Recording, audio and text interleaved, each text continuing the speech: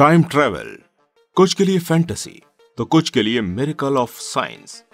जी हाँ दोस्तों, time travel एक ऐसी थिंकिंग जिसके सच होने या ना होने को लेकर अक्सर ही वैज्ञानिकों के कई व्यूज और थ्योरीज देखने पढ़ने और सुनने को मिलते हैं। टाइम ट्रेवल या फिर टाइम मशीन के ऊपर बहुत सी किताबें और फिल्में भी बनाई गई हैं।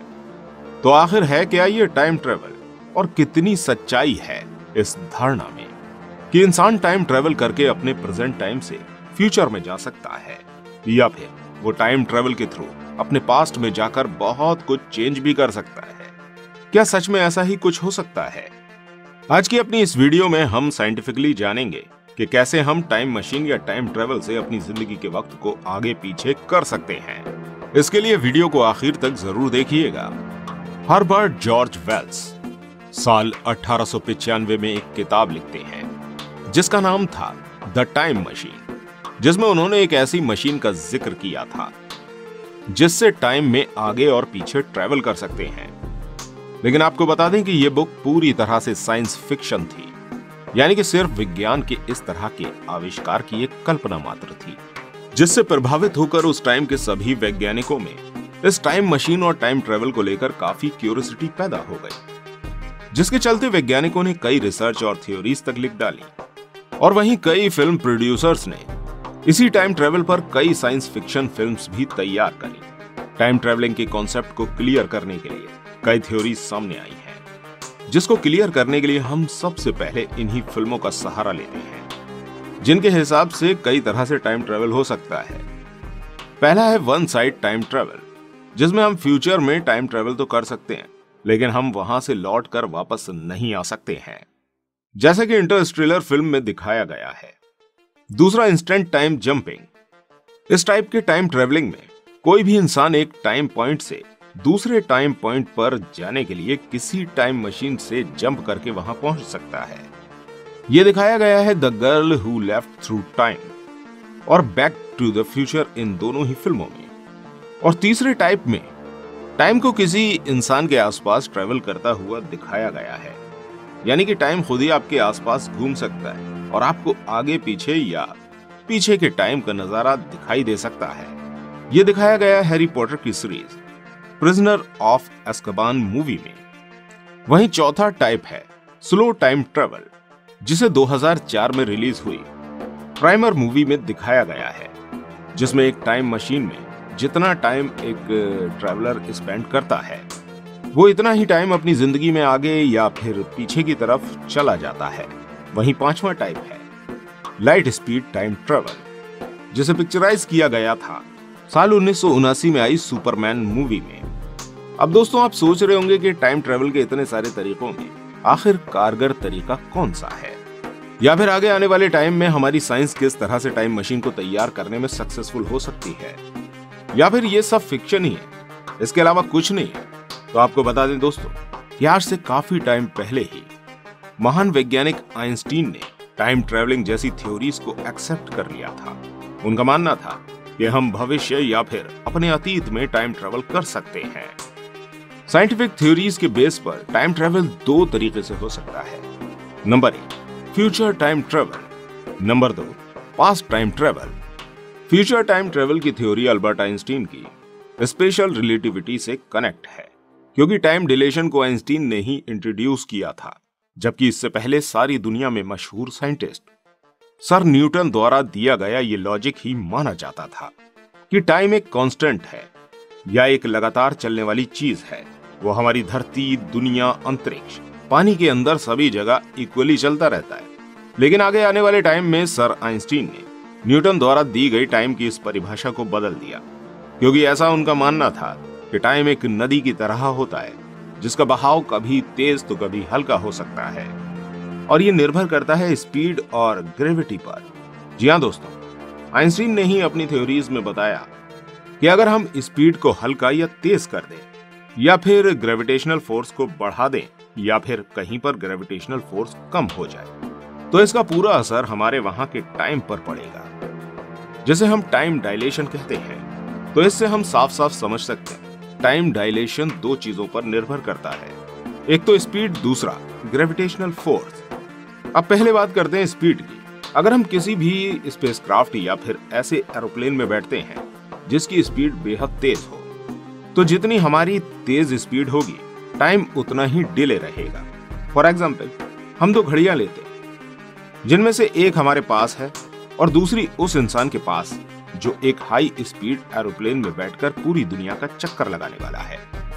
तो इन दोनों ही घड़ियों को कंपेयर करने पर हम देखते हैं कि जो घड़ी प्लेन में मौजूद थी वो जमीन पर मौजूद घड़ी से पीछे रह जाती है, जिसे हम हैफल-कीटिंग एक्सपेरिमेंट कहते हैं।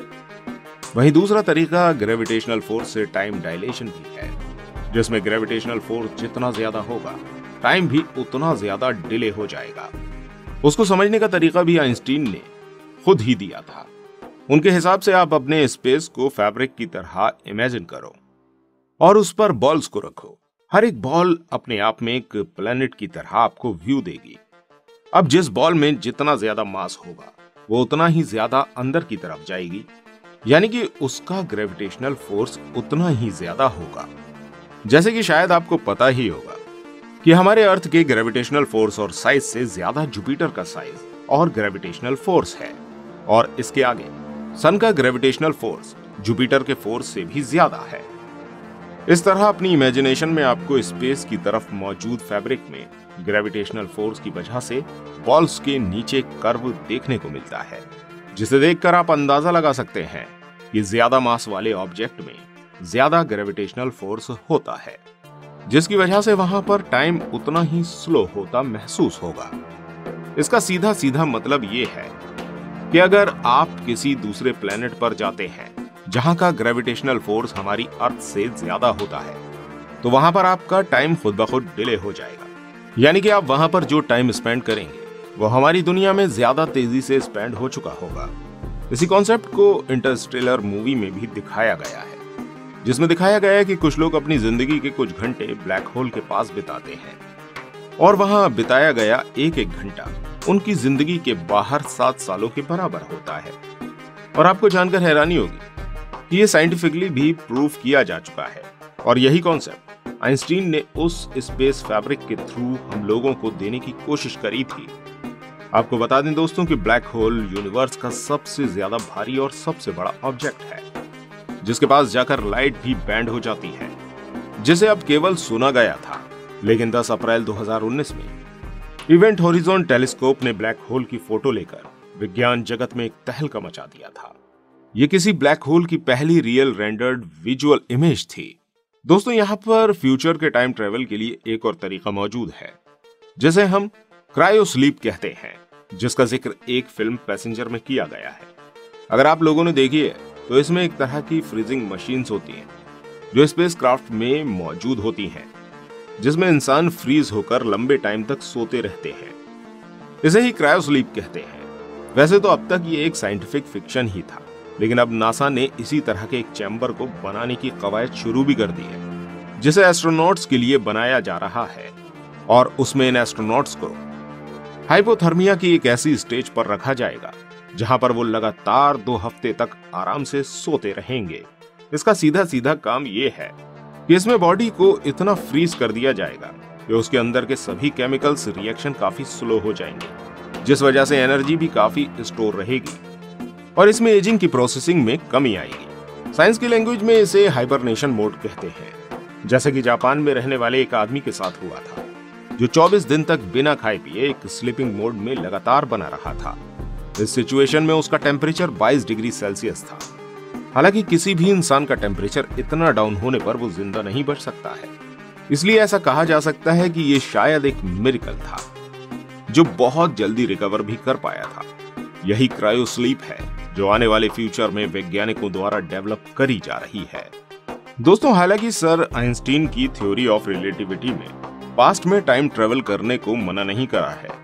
उनका मानना था कि वो स्पेस फैब्रिक जहां पर हम बड़े बड़े बॉल्स की तरह प्लैनेट्स को सपोज कर रहे थे, वहीं कोई प्लैनेट इतनी ज्यादा मास या फिर वेट का हो कि उस फैब्रिक को फाड़कर अंदर की तरफ चला जाए, तो उसमें एक वर्म होल हो जाएगा। इस वर्म होल में पहुंचकर हम पास्ट में भी ट्रेवल कर सकते हैं, जिसके लिए हमें एक्सट्रीमली ग्रेविटेशनल फोर्स की जरूरत पड़ेगी, जो सिर्फ और सिर्फ एक ब्लैक होल में ही मौजूद हो सकती है। जी हाँ दोस्तों, एक स्पिन करता ब्लैक होल ही एक पावरफुल ग्रेविटेशनल फील्ड तैयार कर सकता है जो इस स्पेस फैब्रिक को सी कर्व में मोड़ पाने में सफल हो सकता है, जिसे हम CTC कहते हैं। इसी के थ्रू हम पास्ट में टाइम ट्रेवल करना मुमकिन कर सकते हैं। Nobel prize winner Kip Thorne का मानना है कि हमारे यूनिवर्स में इस तरह के वर्म होल अक्सर ही बनते और खत्म होते रहते हैं, लेकिन उनका आकार बहुत ही छोटा होता है, लाइक एटम। इन एटम्स के बराबर के वर्म होल में टाइम ट्रेवल करने के लिए आपको इन वर्म होल को बड़ा करना होगा। अब अगर नोबेल प्राइज विनर ने कोई थ्योरी दी है तो उसका कोई ना कोई लॉजिक तो जरूर होगा। तो दोस्तों, आपका क्या मानना है टाइम ट्रेवल के बारे में? हमें कमेंट्स में जरूर बताइएगा। उम्मीद करते हैं ये इन्फॉर्मेटिव वीडियो आपको अच्छी लगी होगी। अगर आपको वीडियो पसंद आई हो तो इस वीडियो को लाइक और शेयर जरूर कीजिएगा, और ऐसी और अमेजिंग वीडियोस देखने के लिए हमारे चैनल को सब्सक्राइब करना बिल्कुल मत भूलिएगा।